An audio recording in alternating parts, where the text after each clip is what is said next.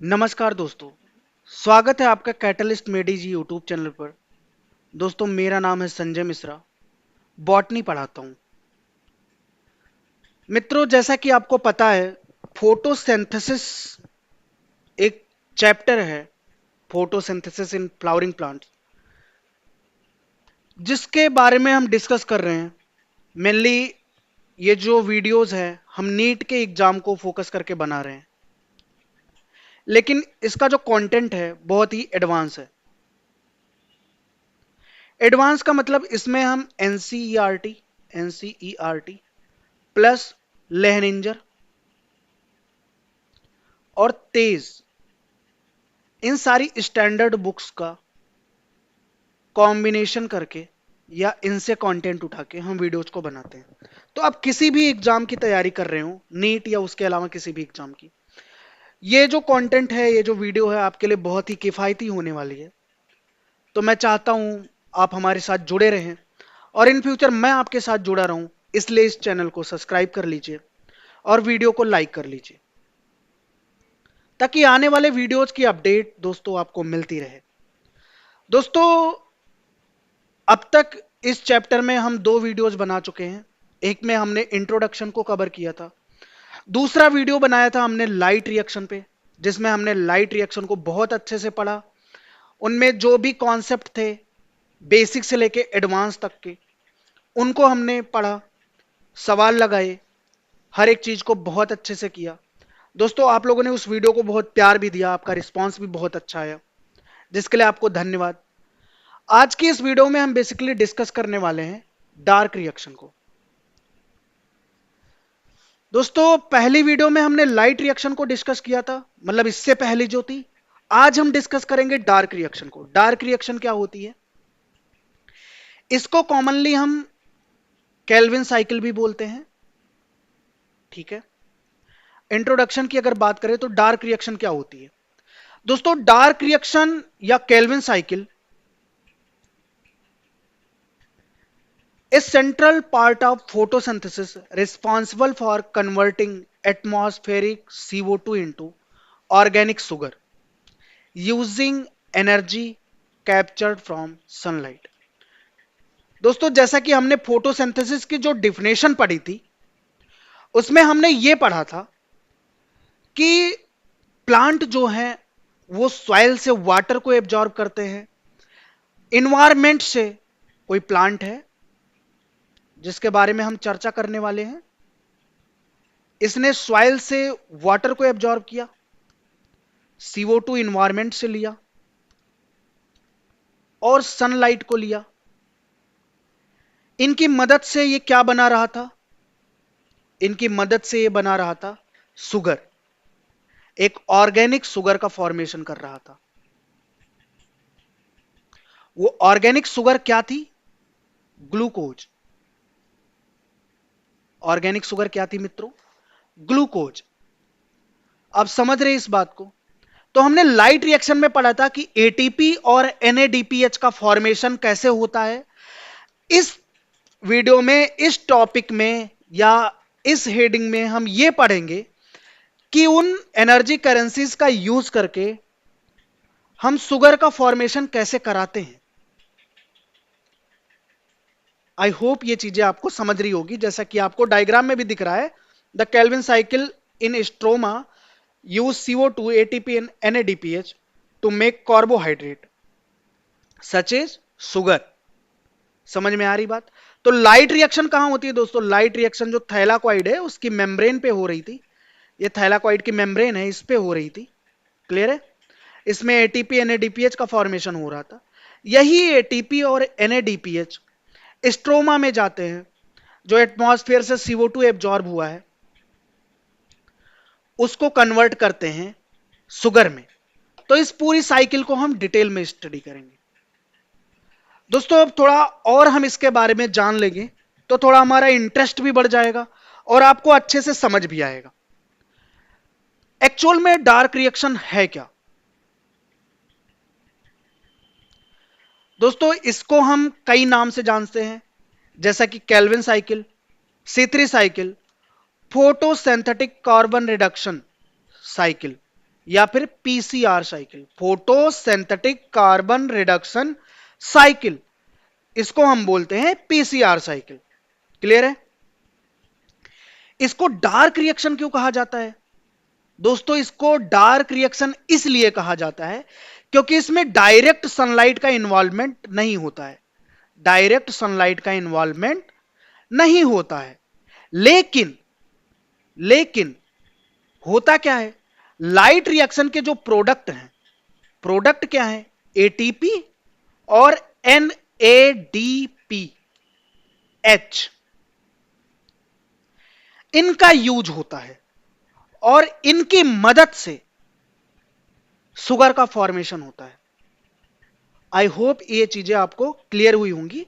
जैसा कि यहां पे लिखा भी है, it is called the dark reaction because it does not require light directly, although it depend on the ATP and NADP produced during the light reaction। अब light reaction के time पे जो चीजें प्रोड्यूस हो रही है वही उसका प्रोडक्ट है। अब एक चीज आपको ध्यान रखने की जरूरत यह है कि ये कहां पे होती है, स्ट्रोमा में होती है, और ये आपके एग्जाम के लिए बहुत ही इंपॉर्टेंट है, एग्जाम इंपॉर्टेंट है। क्लोरोप्लास्ट के स्ट्रोमा में क्या होती है, डार्क रिएक्शन होती है, ठीक है, जबकि लाइट रिएक्शन कहां होती थी, थैलाकॉइड की मेम्ब्रेन पर। अब दोस्तों अगर बात करें कि सबसे पहले इसको डिस्क्राइब किसने किया था, तो मेल्विन केल्विन नाम के एक साइंटिस्ट थे जिन्होंने इस चीज को डिस्कस किया था, डिस्क्राइब किया था, और उन्हें नोबेल प्राइज मिला था कब, 1961 में।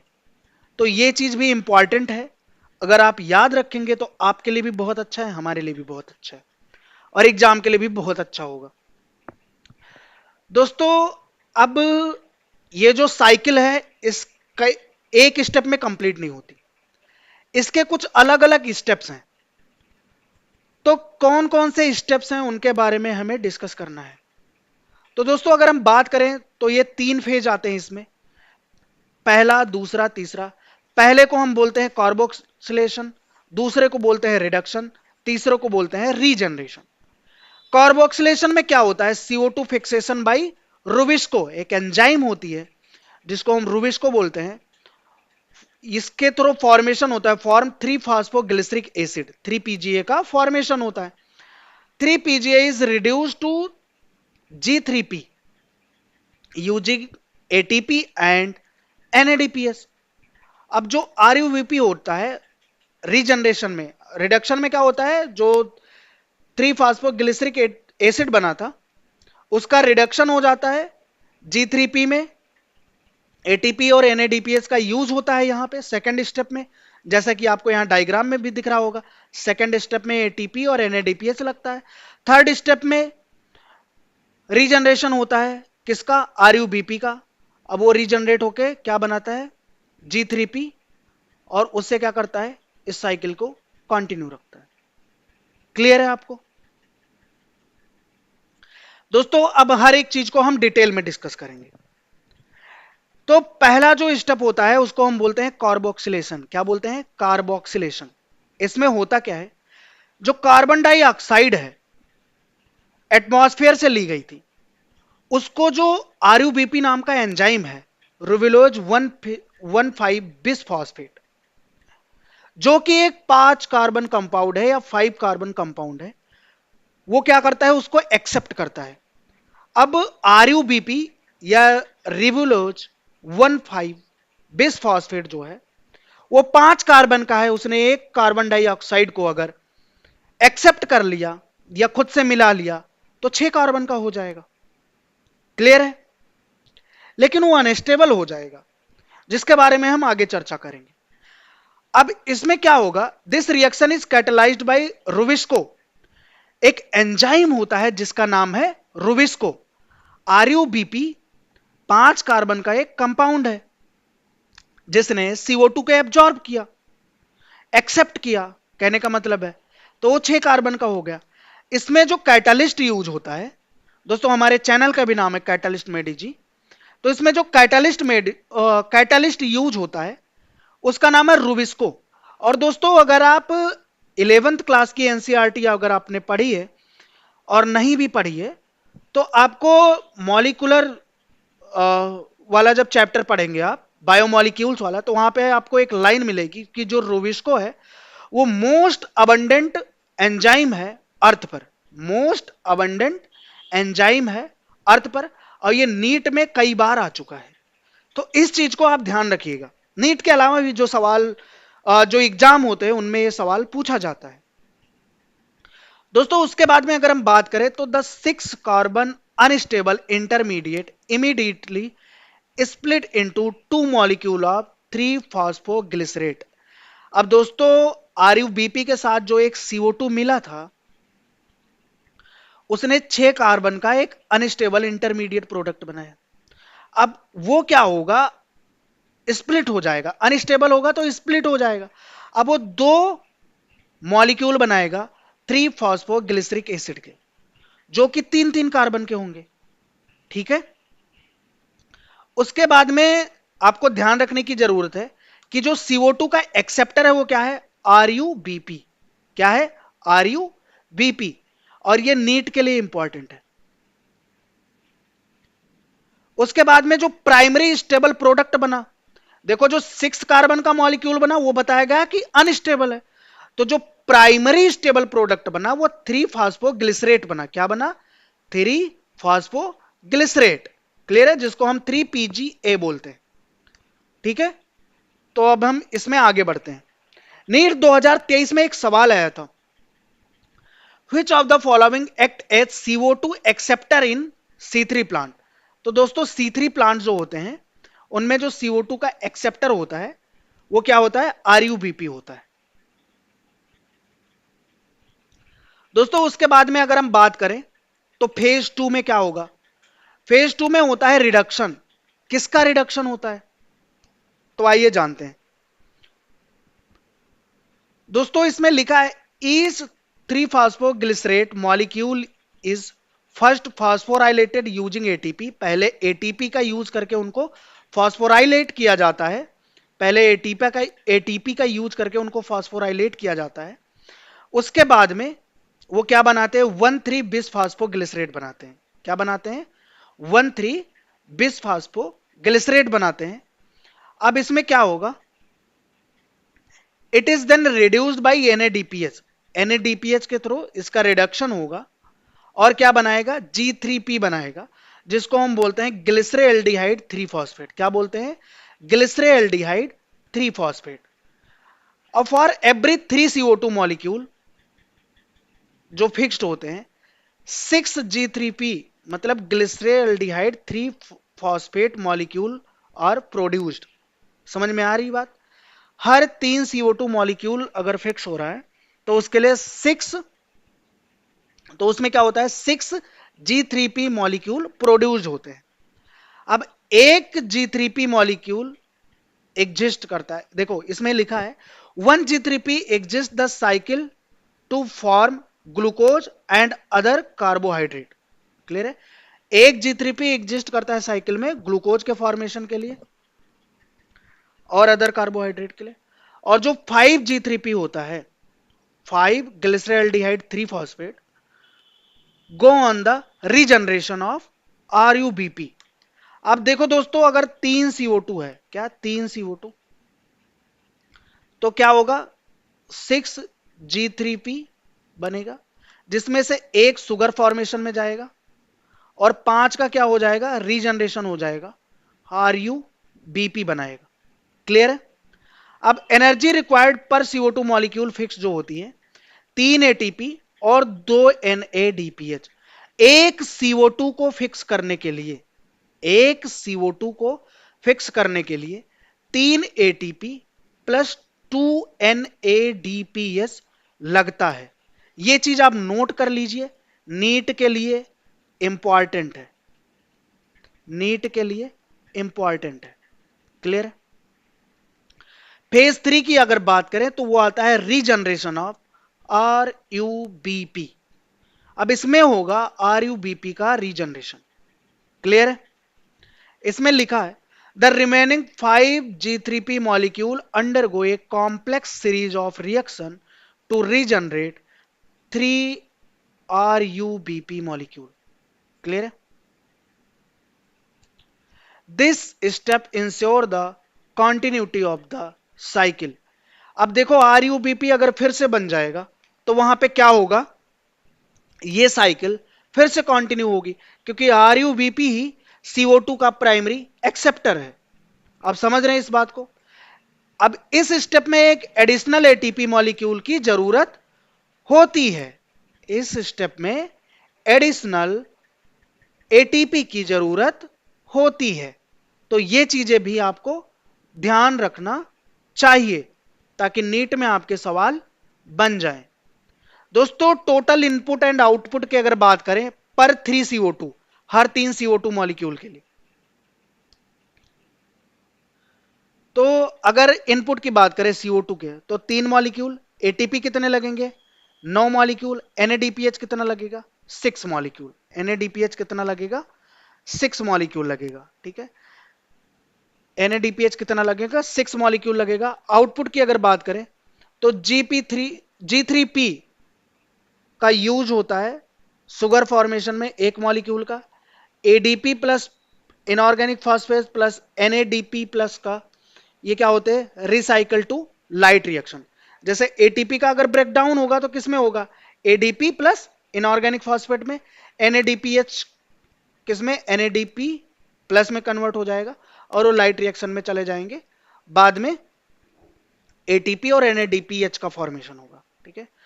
तो 2G3P glyceraldehyde 3 phosphate, glyceraldehyde 3 phosphate जो मॉलिक्यूल होता है are required to produce 1 glucose molecule. एक ग्लूकोज मॉलिक्यूल को फॉर्म करने के लिए 2 ग्लिसरेल्डिहाइड 3 फॉस्फेट लगते हैं। कुछ की एंजाइम्स हैं जैसे कि रूबिस्को, तो रूबिस्को के बारे में जानना बहुत जरूरी है। ये हर एग्जाम का फेवरेट है। और दूसरी बात ये दोगला है, ये डुअल फंक्शन परफॉर्म करता है, डुअल फंक्शन एंजाइम है। इसका पहला फंक्शन होता है कार्बोक्सिलेज एक्टिविटी। कार्बोक्सिलेज एक्टिविटी में क्या करता है CO2 को यूजफुली क्या करता है एड करता है। दूसरा होता है ऑक्सीजनेट एक्टिविटी जिसमें क्या करता है ऑक्सीजन को ऐड करता है। ये एक वेस्टफुल प्रोसेस है और ये फोटोफॉस्फोराइलेशन करवाता है, सॉरी फोटो रेस्पिरेशन करवाता है। क्या करवाता है फोटो रेस्पिरेशन, क्लियर है। Under high temperature and low CO2 condition oxygenase activity dominate. अगर CO2 की कंसेंट्रेशन लो है, टेम्परेचर क्या है हाई है, तो उस कंडीशन में ये किसको प्रेफर करता है ऑक्सीजन को प्रेफर करता है। क्योंकि अगर हम बात करें तो स्ट्रक्चरली दोनों सिमिलर हैं, CO2 भी और O2 भी, ठीक है। दोनों के स्ट्रक्चर कैसे हैं सिमिलर हैं, तो इसको प्रेफरेंस ज्यादा देगा एक पार्टिकुलर कंडीशन में। कुछ चीजें हैं जो आपको एडवांस लेवल की हैं याद रखनी चाहिए, ठीक है। Calvin cycle is an example of anabolic metabolism. अब ये चीज आपको कहीं वैसे देखने को नहीं मिलेगी। तो ये कैसी प्रोसेस है एनाबॉलिक प्रोसेस है। एनाबॉलिक प्रोसेस क्या होती है जिसमें हम कुछ छोटे मॉलिक्यूल को जोड़ के एक बड़ा मॉलिक्यूल बनाए, building sugar using ATP and reducing power. Clear है आपको। तो ये चीज आपको ध्यान रखने की जरूरत है कि ATP का यूज करके शुगर का फॉर्मेशन करवाया जाता है। ये एक एनाबॉलिक मेटाबॉलिज्म है। कैसी है एनाबॉलिक मेटाबॉलिज्म, ठीक है। वहीं एक दूसरी एडवांस लेवल की बुक में एक स्टेटमेंट दिया है, several enzyme of Calvin cycle are light activated even through the cycle itself it light dependent. अब जैसा कि क्या है इसको तो बोलते हैं हम डार्क रिएक्शन, पर बहुत सारी एंजाइम्स इस प्रोसेस में ऐसी हैं जो बिना लाइट के एक्टिवेट ही नहीं होती हैं, ठीक है। उनको एक्टिवेट होने के लिए लाइट की जरूरत होती है। Light triggers thioredoxin mediate redox activation of की एंजाइम्स। तो ये चीजें भी अगर आप ध्यान रखेंगे तो आपके लिए अच्छा होगा। दोस्तों इसी तरह नीट 2019 में एक PYQ आया था, उसमें यह पूछा गया था how many ATP and NADPH molecule are required to fix one molecule of CO2 in Calvin cycle. तो एक मॉलिक्यूल CO2 को फिक्स करने के लिए 3 एटीपी और 2 NADPH की जरूरत पड़ती है। तो ये चीज आप ध्यान रखिएगा दोस्तों। अब जल्दी से समराइज कर लेते हैं सारी चीजों को, ताकि हर चीज हमें अच्छे से याद रहे।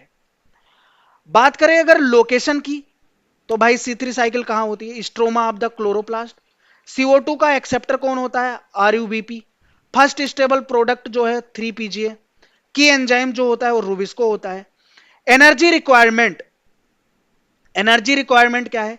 3 ATP प्लस 2 NADPH पर CO2। एक CO2 के लिए 3 ATP 2 NADPH।